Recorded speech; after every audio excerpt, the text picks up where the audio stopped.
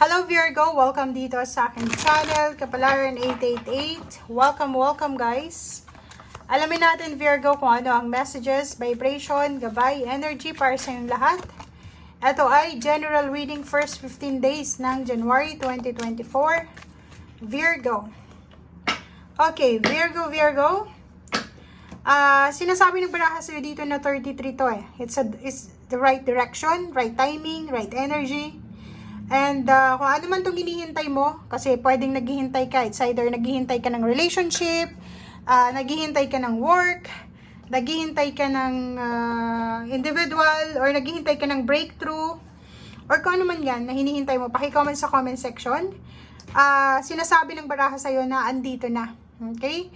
So parang 2024 Virgo, it's your year. 'Di ba? Ito yung taon mo eh. Ito yung parang naka-destiny sa'yo. Okay, kung naniniwala ka sa destiny, ito yung parang sinasabi ng barahan na nakalaan para sa mga Virgo. Okay.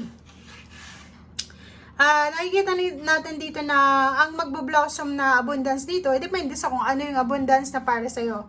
Is for example, relationship, may magbo-blossom, pwedeng may new relationship na magbo-blossom, magsisimula, next level na relationship, may bagong trabaho, bagong pagkakitaan, or kung ano man to na posibleng uusbong, 'di ba? Parang magbo-blossom siya, magbo-bloom.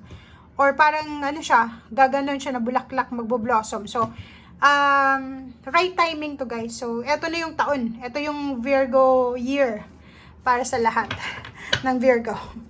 Okay. Kung ano man tong hinihintay mo na magbubukas na gate para sa'yo, magbubukas yan. Okay? Na magre-result siya ng celebration.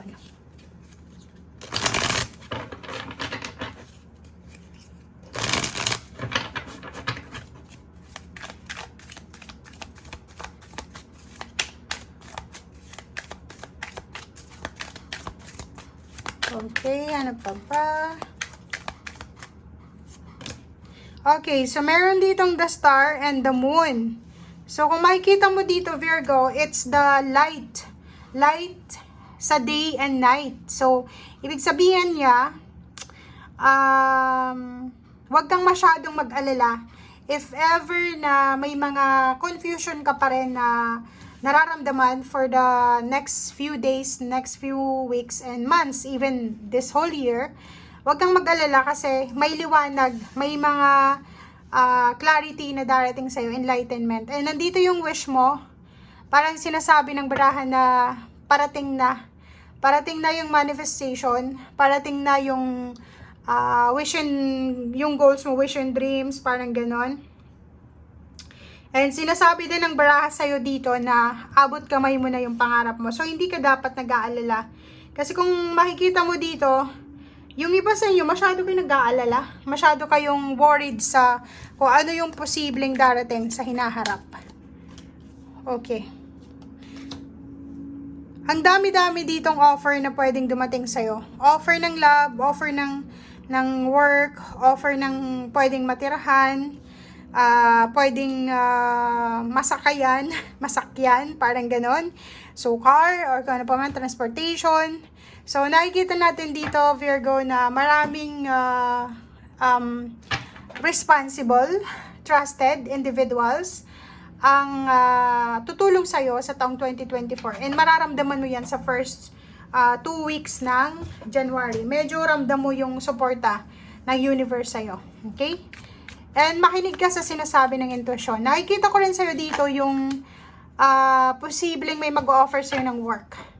May mag-offer sa'yo ng trabaho na kailangan mong mag-travel ng malayo. Parang ikaw ay magta-travel sa unang 2 linggo ng January. Okay? Kaso lang may the devil dito. So, ibig sabihin niya, Virgo, may gusto kang gawin. Maraming plano sa buhay, lalo na yung iba sa inyo dyan na gustong magtrabaho sa malayong lugar. Kaso lang, may mga tao sa buhay mo na ayaw kang payagan. It's either relationship yan, parents, siblings, or kung sino man siya sa buhay mo.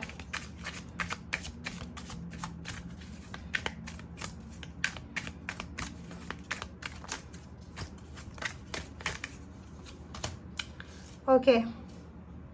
Sabi ko na eh. So, sinasabi ng baraha mo sa'yo dito, Virgo, na doon ito sa mga Virgo na may balak mag-ibang bansa, magtrabaho sa ibang lugar, or hindi lang sa ibang bansa, yung pwede mong maisip na solusyon sa problema pinansyal. Pwedeng lumipat din ng trabaho, lumipat ng lugar, baguhin yung negosyo, baguhin lahat sa buhay mo. Ang temptation dito is yung maraming mga tao sa paligid mo na parang sinasabi nila hindi mo kailangan na gawin yan, ganito, ganyan. So, sila yung parang hindrance, sila yung sagabal sa pangarap mo.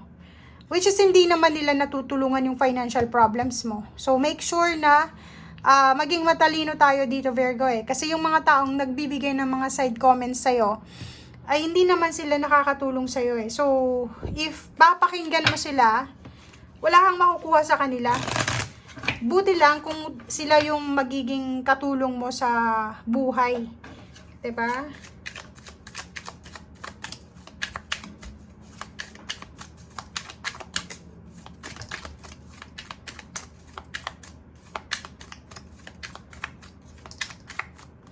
Okay. Oh, tingnan mo. Abundance energy eh. Ang daming parating na magagandang mangyayari sa buhay mo or pangyayari. Isang decision lang, pwedeng magbago yung buhay mo na isang mabilisan decision to, guys. Hindi tingnan mo, kung makikita mo dito, financially, wala kang success na nakukuha sa ngayon eh. Parang blank canvas. 'Di ba? Yung iba nga sa inyo may takot pa eh. Kita mo yan, may damon dyan. Yung iba natatakot kahit may mga college graduate, may nakapasa sa mga exam, board exam, interview. Pero may mga takot kayong nararamdaman ni Virgo. So, kung makikita mo tong 5 of Pentacles, yung problema mo sa pera, or hindi naman natin masasabing problema, mga kakulangan sa pera, gawin mo siya as motivation para makapasok ka dito sa bagong mundo. Bagong mundo sa abundance, prosperity. Kasi aabot kamay mo eh, 'di ba? Nandito yung the star eh. Nasa genetics mo, nasa genes mo yun. If ever na hindi mo yun gagawin, yung destiny mo dahil lang sa ayaw ng asawa, ayaw ng girlfriend, ayaw ng boyfriend, ayaw ng magulang, wala. Pagdating ng araw, mag-isa ka lang, tatanungin mo yung sarili mo, sino ba yung nagsabi sa akin na hindi ako pwedeng mag-abroad? Sino ba yung nagsabi sa akin dati na hindi ako pwedeng mag-asawa? Ngayon, mag-isa ka lang. Pa, diba? So, isipin mo yun. Pagdating ng araw, or kahit ngayon, okay, eto isang example lang, pwede kang makaresonate. May problema ka sa pera. Lumapit ka dito sa isang taong ito para humingi ng tulong, pinansyal, umutang. Hindi ka pinautang. Pero nung sinabi mo sa kanya na may balak kang mag-abroad, pinigilan ka niya eh. Parang dinidiscourage ka niya. Ano yung magiging reaction mo? Siyempre, ba't ka makikinig sa kanya? Hindi ka naman niya tinulungan. 'Di ba? Kailangan mong tulungan yung sarili mo. Kita mo tong 4 of Pentacles? Pag-iipon ng pera, doon ka dapat mag-focus. And balance sa pera. 'Di ba? So Virgo, yan ang nakikita ko sa'yo dito. Ang dami-daming abundance na darating sa'yo. Impress. Kung ano man tong gagawin mo, isang action lang. Makakapag-ipon ka ng pera, magiging balance yung pera mo, magiging sobrang solid yung foundation mo. Lalo na sa pera and relationship. Okay guys, thank you for watching. Bye!